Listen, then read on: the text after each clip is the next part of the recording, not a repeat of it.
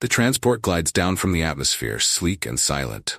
Inside, alien students, wide-eyed and eager, peer out of the windows. These are the future biologists, scholars, and scientists of their peaceful worlds. Their worlds are serene. No threats, no danger, just carefully curated ecosystems where life is beautiful, predictable, and safe. They've heard stories about Deathworlds, of course, but to them, it sounds like exaggeration or myth. How dangerous can a planet truly be? It's just nature. The ramp lowers, and they step out onto the landing platform. There's an initial gasp, a mix of curiosity and caution. The world around them seems lush, vibrant even. Trees tower overhead, leaves a rich, deep green, and the air is thick with an almost palpable vitality.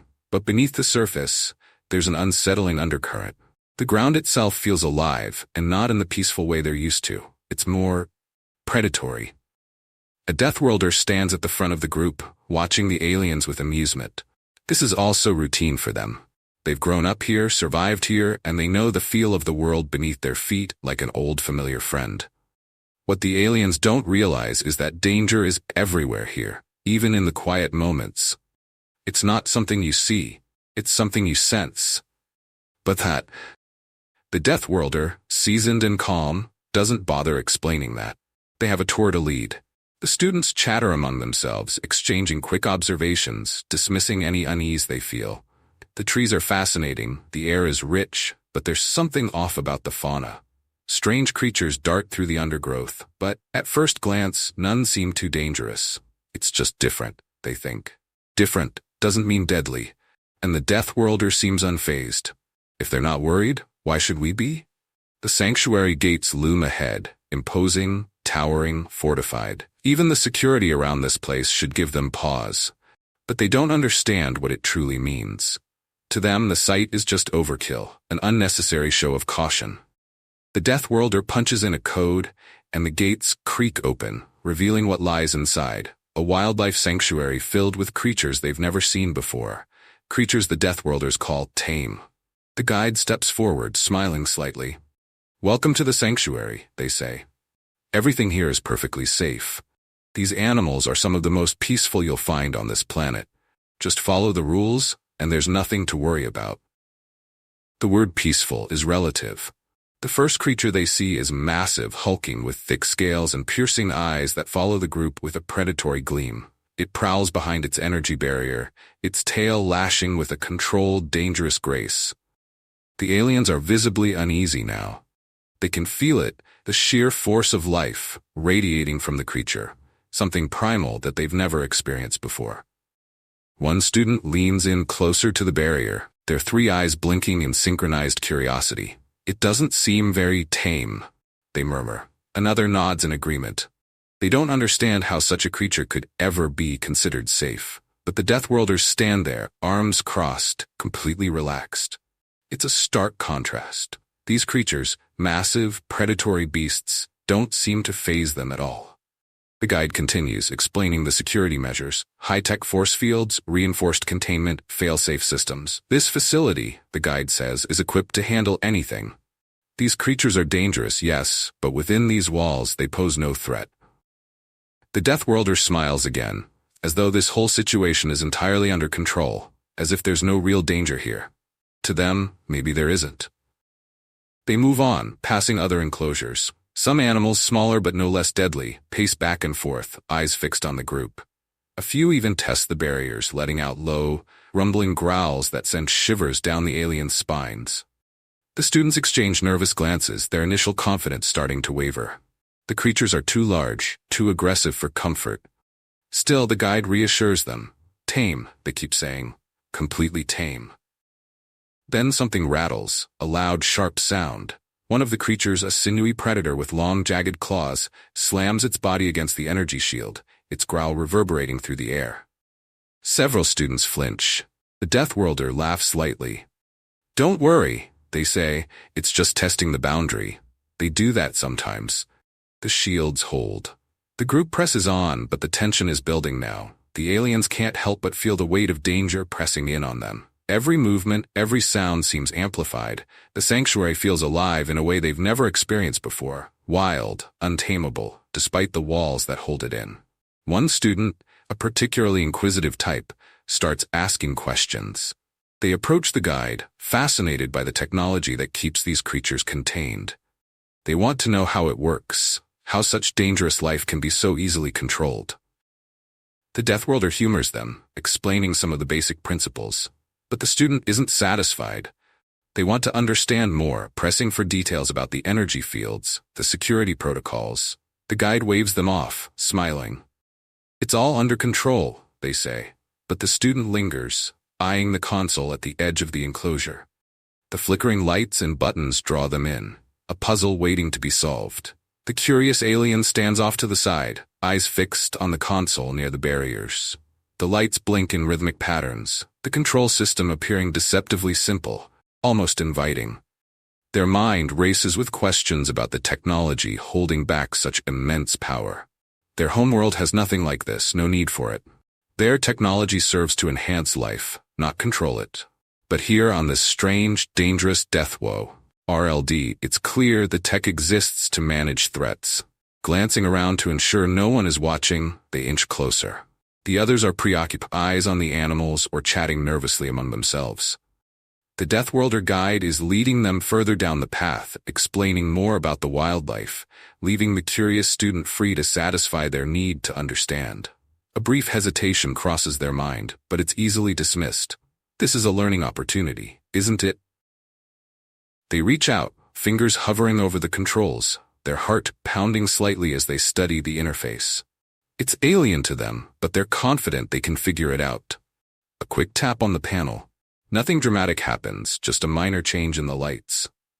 Encouraged, they press another sequence of buttons, trying to access more information about how the barriers function. Each action feels like uncovering a secret. Each flicker of the interface a new clue. Then, a quiet hum shifts in tone. The change is subtle, barely noticeable. The alien student leans in, unaware of the small disaster they've just triggered. They glance back at the group, but no one seems to have noticed anything amiss. Satisfied with their brief investigation, they step away from the console, returning to the group as if nothing had happened. Moments pass without incident, but something in the air feels different.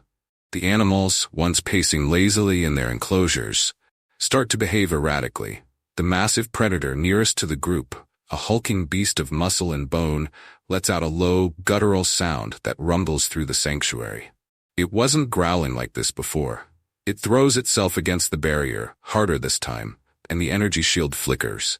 Just for a second, but long enough for the guide to notice. The Deathworlder's eyes narrow, their casual demeanor shifting instantly. They glance at the barrier, then back at the console, moving swiftly toward it. "Stay here," they order, already suspecting something's wrong. The tension in the air sharpens. The other aliens, still largely oblivious, continue to marvel at the wildlife, unaware of the growing danger around them. The guide's hands fly over the controls, but as they attempt to restore the system, the flickering grows worse. The containment field around the predator sputters again, then dies completely. A chilling silence settles over the group, broken only by the sound of the predator's heavy breathing. The beast stands still for a moment, as if realizing it's free, before letting out an ear-splitting roar. Chaos erupts. The predator lunges forward, massive and swift. Alien students scream, scattering in every direction. Some freeze, their minds paralyzed with fear. They've never seen anything like this, never imagined this kind of raw, unstoppable power. One of the students is almost trampled in the rush, their legs giving way as they collapse in sheer panic. The Deathworlders, however, spring into action. Their instincts kick in, trained by years of survival on a planet where this kind of danger is an everyday reality. "Move," one of them shouts, shoving the closest students toward a nearby building. But more barriers are failing now, the system rapidly collapsing under the strain of the malfunction. Smaller creatures, deadly in their own right, slip through gaps in the containment, joining the chaos. One of the creatures, agile and vicious, leaps toward a group of aliens huddled together. Its claws flash in the light, and in an instant, a Deathworlder is there, throwing themselves between the students and the creature, knocking it back with a brutal force. The students stare in stunned silence, unable to process how quickly the situation has escalated beyond their control. All around them, creatures roar, screech, and crash against what remains of the containment systems. The sanctuary, once an orderly and secure facility, has become a battlefield. Alien students, completely unprepared for this level of danger, scramble for safety wherever they can find it, but their panic only makes them more vulnerable. Some are frozen in place, unable to act, their minds overwhelmed by the sheer terror they're experiencing. The Deathworlders shout orders, their voices cutting through the panic. They try to corral the students into safer areas, but the predators are faster, more aggressive than anyone anticipated. Each movement is calculated, each decision by the Deathworlders focused on survival, both their own and that of the students. They've dealt with situations like this before, but the stakes are higher now, with so many untrained, fragile lives at risk. One Deathworlder pulls a terrified student to their feet, eyes scanning the area for the next threat. Another predator slinks from behind, and without hesitation, the Deathworlder drives it back with a sharp strike. These creatures are dangerous, yes, but not unstoppable. Not for someone who's grown up in this environment. The alien students, however, are in chaos. Their orderly minds, accustomed to predictable outcomes, struggle to make sense of what's happening. This isn't the world they know. This isn't controlled or safe. This is raw survival, and they are woefully unequipped for it. In the midst of the chaos, the Deathworlders work furiously to bring the system back online, trying to regain control of the sanctuary before the situation worsens. But for the aliens, this is already a nightmare, far beyond anything they could have anticipated when they stepped onto this planet. The chaos is in full swing now, but where the alien students are scattered, confused, and panicking, the Deathworlders are a force of nature, moving with precision and purpose. Their movements are quick but controlled, their eyes scanning the environment for threats. The alien students run in every direction, some screaming, others stumbling over each other in their desperate attempts to escape. But the Deathworlders don't panic. They assess, they act, they execute. One of the guides, a Deathworlder with an air of authority, grabs a nearby student, pushing them toward cover while shouting at the others to stay low. Their voice cuts through the din, sharp and commanding, but the aliens are too disoriented to listen properly. A few Deathworlders split off, forming a line between the predators and the most vulnerable students. They don't need to communicate much. They've trained for situations like this their entire lives. They know the drill. One Deathworlder pulls out a weapon, a sleek, compact device meant for non-lethal use, firing a burst of energy at a smaller creature that's gotten too close. It drops, stunned, but not dead. Another grabs a nearby student who's frozen in place, shoving them toward a safer position. Each movement is precise, driven by instinct and training, while the alien students are still paralyzed by fear, their minds unable to comprehend the deadly situation unfolding around them. In contrast, the aliens are unraveling. They've never experienced anything like this, and it shows. Some of them can't even move, their bodies locked in place by the sheer terror of what's happening. A few try to follow the Deathworlders' orders, but their actions are clumsy, lacking the survival instincts that come naturally to those who've lived in constant danger. They try to hide behind rocks or trees, as if that will protect them from creatures bred to hunt. One alien, trembling, backs into a corner of the sanctuary, breathing heavily, their eyes wide with fear. Their heart races, their bodies shaking as they try to process the reality of their situation. They were never prepared for this. Their world never required preparation for life or death moments like this one. They look up, and their blood runs cold. A predator, sleek and silent, has spotted them. It slinks closer, its eyes locked on its prey. In that moment, the alien truly understands what it means to be outmatched. The world they've always known feels so distant now, so safe in comparison. Here there's no security, no peaceful animals to study from behind glass walls. Here, it's survival of the fittest, and they're at the bottom of the food chain. Across the sanctuary, one of the braver alien students tries to stay calm, remembering the Deathworlders' instructions. They duck low, moving in the direction of the main building, trying to keep their head down. It's clear they're not used to this level of danger, but at least they're trying. Another alien, eyes wide with terror, scrambles to follow them, nearly tripping over the uneven ground. They're not fast enough to outrun the chaos behind them. As the Deathworlders work to contain the situation, close calls start piling up. One Deathworlder rushes toward a group of students who've huddled together in fear, just as a predator breaks through a damaged barrier. The creature leaps toward them, teeth bared, and for a split second it seems like the students are doomed. But the Deathworlder is faster. They slam into the predator mid-leap, knocking it to the ground with a swift, brutal strike. There's no hesitation, no fear, just action. Another group of students finds themselves cornered by a different creature, its sleek form moving with deadly grace as it advances on them. They're backed against a wall, nowhere to run, terror etched across their faces. But before the predator can strike, a Deathworlder appears out of nowhere, taking the creature down with a precise shot from their energy weapon. The students stare in awe, still too stunned to move, while the Deathworlder pulls them to their feet and shoves them toward safety. Each time a predator gets too close, the Deathworlders respond with brutal efficiency. They fight off the creatures with a mixture of physical strength, weapons, and quick thinking, never once losing their composure. It's clear that this is second nature to them. They don't fear these creatures, they respect them, and they know how to deal with them. Despite the escalating danger, the Deathworlders remain calm, their focus entirely on keeping the alien students alive. One of the guides spots a group of students struggling to get through a narrow passage, a predator closing in from behind. Without a word, they sprint toward the group, pulling the last student through just as the predator lunges. The students are shaken but alive, thanks to the Deathworlders' quick action. For the aliens, these moments are terrifying, each close call reinforcing how out of their depth they truly are. But for the Deathworlders, this is just another day. They've trained for this, lived through this, and now they're teaching the alien students the harsh lesson that survival on a Deathworld isn't about understanding nature, it's about mastering it.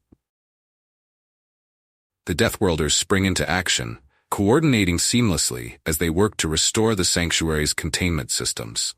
One of the guides reaches the main console, fingers flying over the controls, trying to reboot the barrier mechanisms.